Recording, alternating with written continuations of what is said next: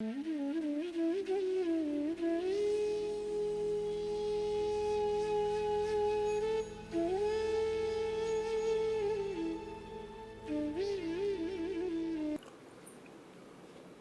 तो पड़ेगा ही ना, ठीक ठीक नाप तौल लो कि क्या ज़्यादा कीमती है। तुम कह रहे हो कि शांति एक तरफ है और सफलता दूसरी तरफ है, और सफलता के साथ आती है अशांति। मूलतया तुम्हें क्या चाहिए? सफलता भी तुम्हें क्यों चाहिए? सफल क्यों होना चाहते हो?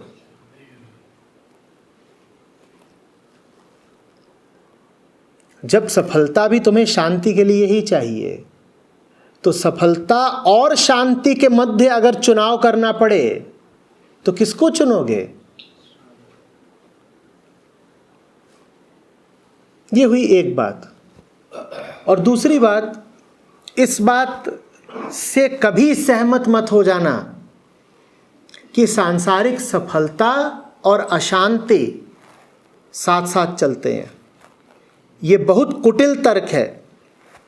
ये वही तर्क है जो कहता है कि आध्यात्मिक दुनिया एक है और सांसारिक क्षेत्र बिल्कुल दूसरा है।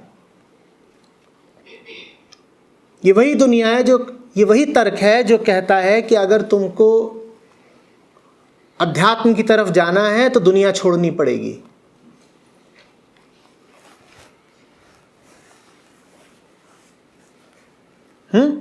क्योंकि अध्यात्म का मतलब होता है शांति, और सफलता का मतलब होता है दुनिया, और शांति और सफलता एक साथ चलते नहीं।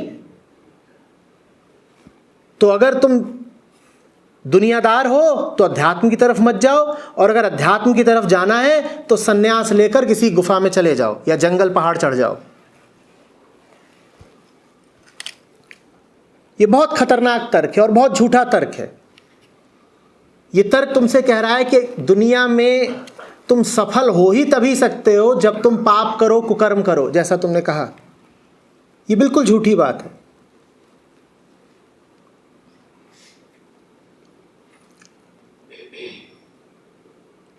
पहली बात हमने कही, शांति और सफलता में जब भी चुनाव करना हो तो चुनाव स्पष्ट है, क्योंकि सफलता भी हमें चाहिए शांति की ही खातिर। जब सफलता भी शांति की ही खातिर चाहिए तो ऐसी सफलता लेकर क्या करेंगे जो अशांत कर दे।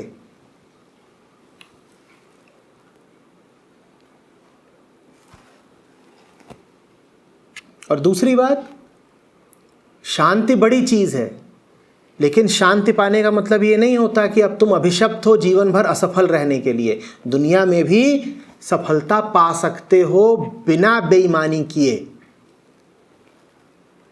ये धारणा बिल्कुल मत बना लेना कि दुनिया में बिना बेईमानी किए तुम कोई सार्थक कर्म कर ही नहीं सकते, क्योंकि ये धारणा तुमने बनाई नहीं कि अब तुम हो गए पक्के बेईमान।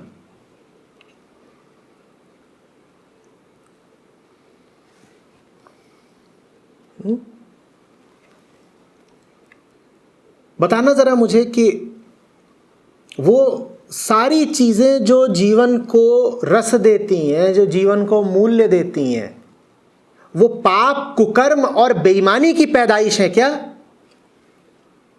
ये कहां से आया? अभी इसी जगह को देख लो। मैं कुछ बातें बोल रहा हूं, जो मैं बातें बोल रहा हूं वो बेईमानी से उठी हैं क्या?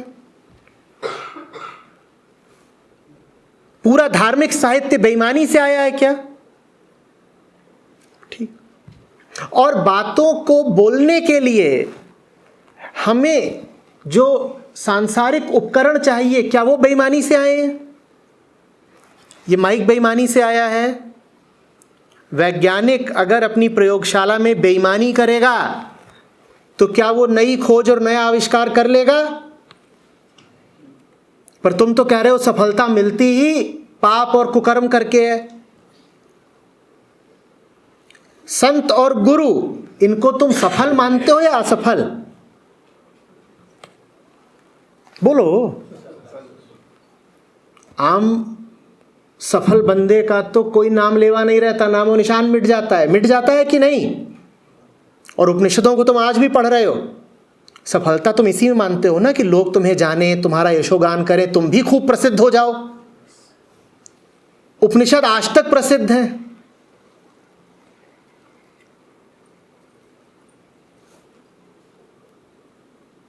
जमाना ना कबीर साहब को कभी भुला पाएगा, ना नानक साहब को कभी भुला पाएगा। हम छोटी सी प्रसिद्धि के लिए मरते रहते हैं। उनकी प्रसिद्धि देखो,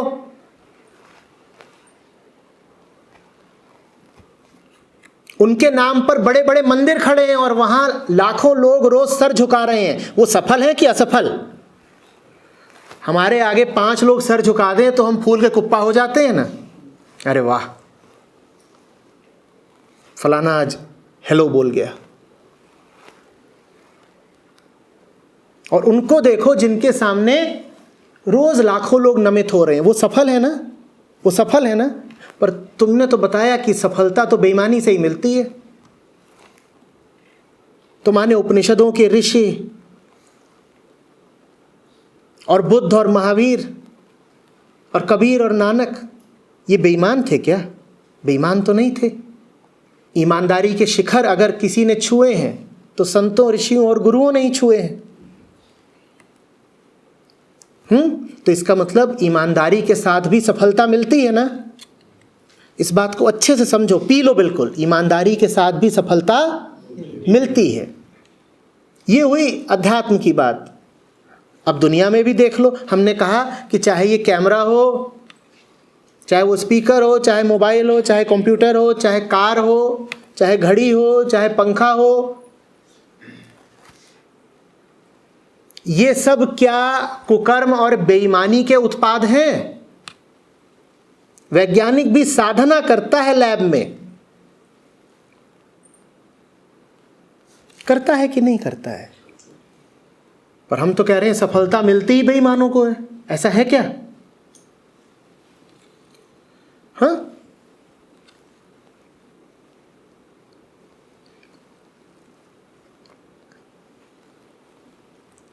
ऐसा ही कुछ तर्क जब मैं रहा हूँगा 15 साल का, तो मेरे एक शिक्षक को कक्षा के एक अन्य लड़के ने दिया। उसने कहा, आप इतनी मेहनत करा रहे हो हमसे, लेकिन ज़िंदगी में सफलता मेहनत से थोड़ी मिलती है। वो तो चोर, चालाकी, कुटिलता, बेईमानी से मिलती है।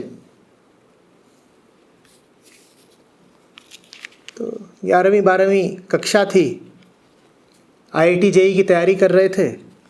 मेरे शिक्षक ने जो बात कही बड़ी मज़ेदार थी। बोले, बेटा बेईमानी करके यूपी बोर्ड में पास हो जाओगे, IIT JEE पास नहीं कर पाओगे। संसार में भी कुछ छोटी मोटी जगहें होती हैं जहां बेईमानी चल जाती है। बोर्ड की परीक्षाओं में नकल चल जाती हो सकता है। छोटी मोटी जगहों पर बेईमानी से भी सफलता मिल जाती है। यूपी बोर्ड की परीक्षा दे रहे हो किसी गांव, देहात, कस्बे से, वहां नकल का इंतजाम हो जाता है और उस नकल से भी तुम कोई टॉपर नहीं हो जाओगे। उस नकल से भी इतना ही होगा कि पास भर हो जाओगे। इतनी ही सफलता मिलती है बेईमानी से, इससे ज्यादा नहीं। और मेरे शिक्षक ने कहा कि बेईमानी करके बोर्ड में पास हो सकते हो, IIT नहीं क्लियर कर लोगे। बात समझ में आ रही है? यही बात अपने पिताजी को बता दें कि बेईमानी करके दुनिया में भी कोई छोटी मोटी सफलता मिल सकती है। बेईमानी करके तुम गूगल नहीं बन जाओगे। ये बेईमानी से नहीं खड़े हुए हैं।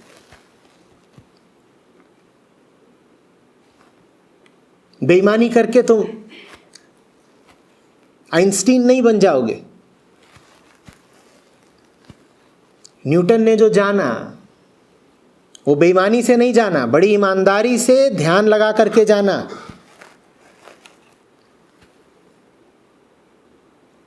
विज्ञान में भी एक प्रकार की धार्मिकता होती है ना, कि हमें पता करना है असली बात क्या है पता करना है। बार बार प्रयोग करेंगे, हारते जाएंगे, परीक्षण करते जाएंगे, लेकिन हमें जानना है कि बात क्या है। दुनिया में जो कुछ भी प्रेरणास्पद है, दुनिया में जो कुछ भी जीवन को मूल्यवान बनाता है, हमारे जीने को प्रकाश से और सुगंध से भरता है, वो बेईमानी से नहीं आया है, वो ईमानदारी से आया है। हाँ, छोटी मोटी चीज़ों में बेईमानी चल जाती है। सड़क बनानी है, कोई किसी ने उसमें पैसा खा लिया, गड्ढे हैं, चलो ठीक है। लेकिन आसमान पर जो जहाज उड़ रहा है ना, वो किसी के आलस और अय्याशी और बेईमानी का उत्पाद नहीं है, वो किसी के कड़े सार्थक परिश्रम का उत्पाद है।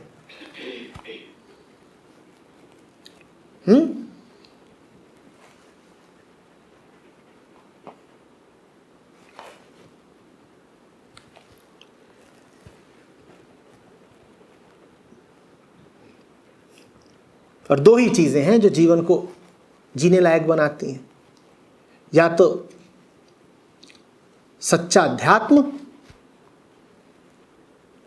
और उसके साथ में सच्चा विज्ञान। उन्हीं दोनों चीजों की वजह से ये सत्र भी संभव हो पा रहा है ना। यहां पर दो ही आयाम हैं,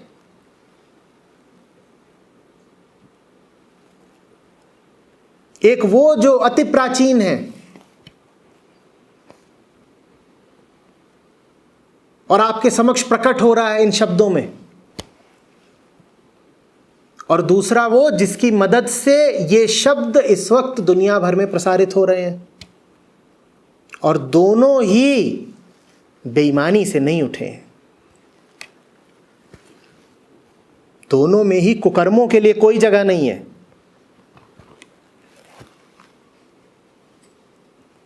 सब वैज्ञानिक और शोधकर्ता मिलकर कुकर्म कर रहे होते तो इलेक्ट्रॉनिक्स का पूरा क्षेत्र कैसे विकसित हो जाता भाई, या हो जाता?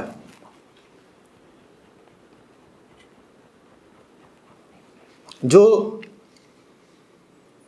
इस प्रकार की दलीलें दें और तर्क करें कि सफलता तो कुकर्म से ही मिलती है और पाप से ही मिलती है, वो जब जाएं किसी अस्पताल में दाखिल होने तो उनको कहना कि अब डॉक्टर कुकर्म ही करेगा तुम्हारे साथ, क्योंकि डॉक्टर भी सफल होना चाहता है।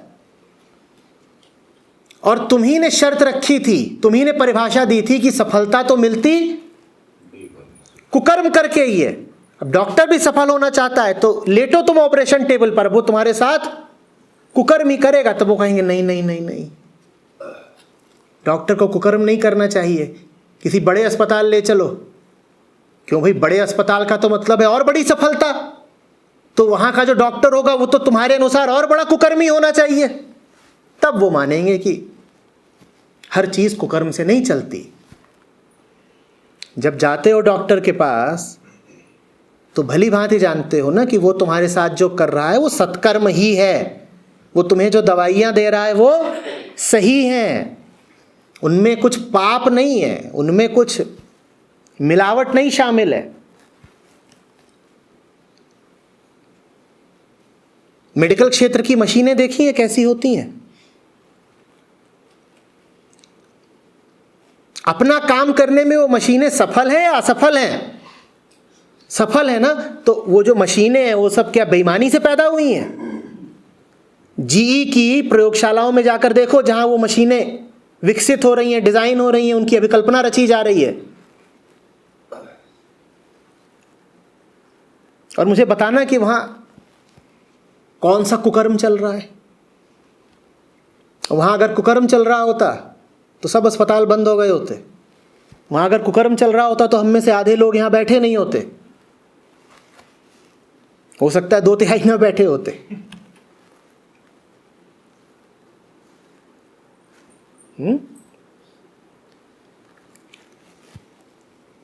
अपनी मर्सिडीज में बैठकर आप बता रहे हैं कि देखो बेटा, दुनिया में तो जो चलता है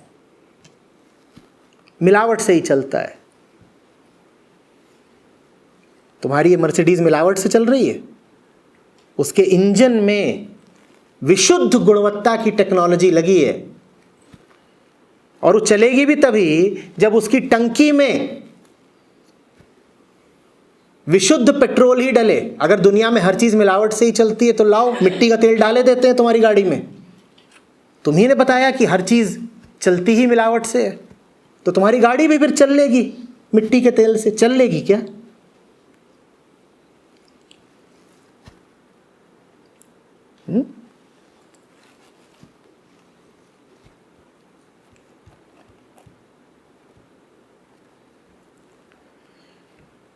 हम खुद तो इस तरह की मान्यताएं रखते ही हैं। बड़े अफसोस की बात होती है जब ऐसी ही बातें हम अपने बच्चों के मन में भी डाल देते हैं।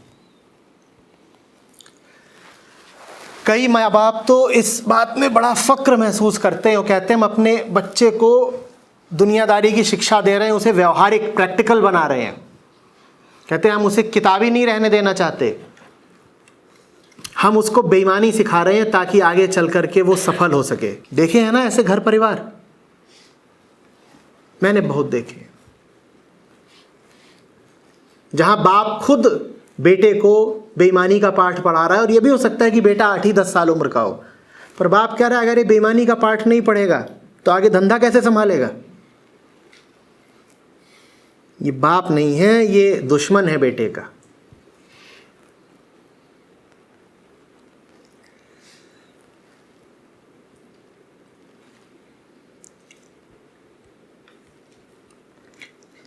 जीवन में जो कुछ भी सुंदर है, जीवन में जो कुछ भी कीमती है, वो सत्य से आया है,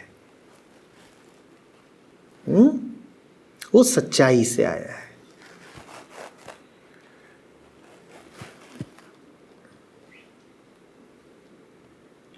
भारत अध्यात्म में अग्रणी है, वो अध्यात्म सच्चाई से आया है। पश्चिम विज्ञान में, तकनीक में, अर्थव्यवस्था में अग्रणी है, उनकी वो अर्थव्यवस्था भी बेईमानी से नहीं आ गई है।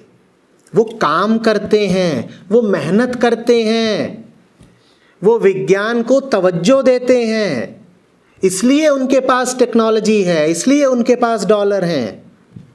यूं ही नहीं आ गया पैसा। हालांकि हम सोचना यही चाहते हैं कि वहां तो सब हैवान भरे हैं।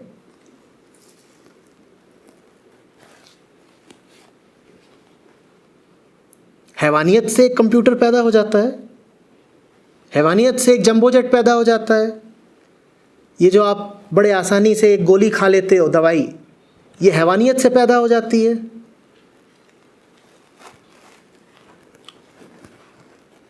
एंटीबायोटिक्स हैवानियत से आए थे।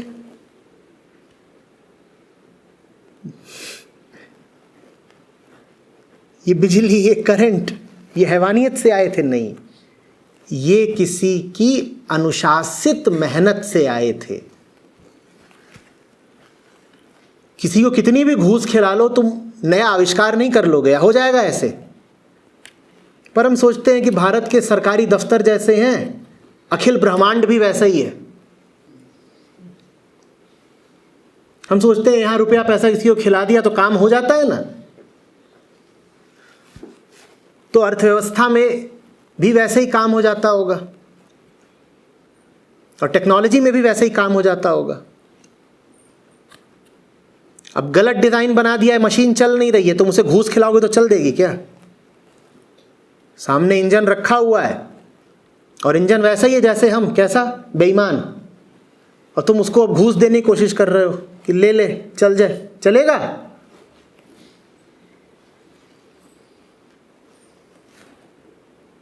कुछ काम सच्चाई से ही होते हैं। सारे असली काम सच्चाई से ही होते हैं। बेईमानी को इतना आदर मत दे दो कि बच्चों को भी बेईमानी ही सिखा दी, और फिर बड़े फक्र से कह रहे हैं मेहमानों से, नहीं वो बड़ा वाला तो भोंदू है, ये छोटा वाला, इसको मैंने खास तौर पे ट्रेन किया है, आपको पता भी नहीं चलेगा। आप जब इससे हाथ मिलाएं तो उसके बाद अपनी घड़ी चेक कर लीजिएगा। मैंने ट्रेनिंग दी है इसको, छोटे वाले को। बड़ा वाला तो भोंदू निकल गया, वो तो बस पढ़ता रहता है। ये छोटे वाले को मैंने बोला पढ़ाई लिखाई से क्या लेना देना, तू सफाई सीख, हाथ की सफाई। दुनिया ऐसे ही चलती है। इतना पक्का है कि जो छोटा वाला ये सबसे पहले बाप का ही गला काटेगा। ये जो सफाई सिखाई जा रही है इसको, इसका प्रयोग सबसे पहले बाप पर ही होने वाला है। फिर बाप राम रोते हैं कि ये क्या हो गया। मैं पूछता हूं सिखाया किसने था? तुम्ही ने उसे सिखाया था ना कि कृतज्ञता जैसी कोई चीज नहीं, सत्य और प्रेम जैसी कोई चीज नहीं। तो अब क्यों रो रहे हो कि वो तुम्हें बेवकूफ बना करके, सब कुछ हड़प करके, धंधे पर कब्जा करके काबिज हो गया है और तुम्हें ही लात मारकर बाहर निकाल रहा है? ये सब उसे सिखाया किसने? तुम्ही ने सिखाया ना। माँ बाप आकर के रोना रोते हैं, कहते हैं अरे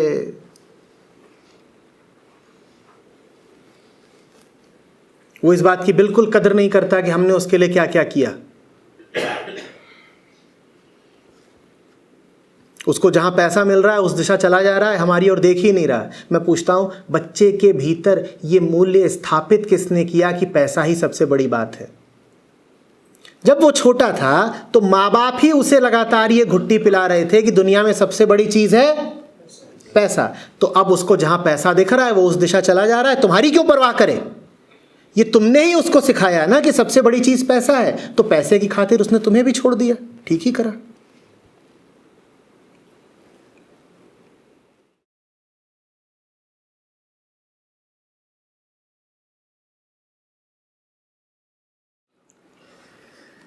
पहले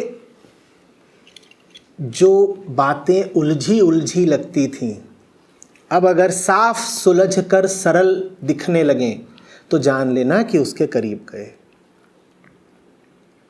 पहले जो बातें मन में लगातार चक्कर काटती रहती थीं, परेशान करती रहती थीं, वो बातें मन से उतर जाएं, निरर्थक लगने लगें तो जान लेना कि उसके करीब गए। पहले जिनसे भय लगता था या जिनके प्रति द्वेष या हिंसा उठती थी, वो लोग अब जेहन से उतर ही जाएं, या हो सकता है कि उनके प्रति तुम में करुणा उठाए, तो जान लेना कि उसके करीब गए। पहले जो बातें तुम्हें हिला के रख देती थीं, अब वो बातें आएं और गुजर जाएं, तुम पर असर ही न छोड़ें, तो जान लेना कि उसके करीब गए।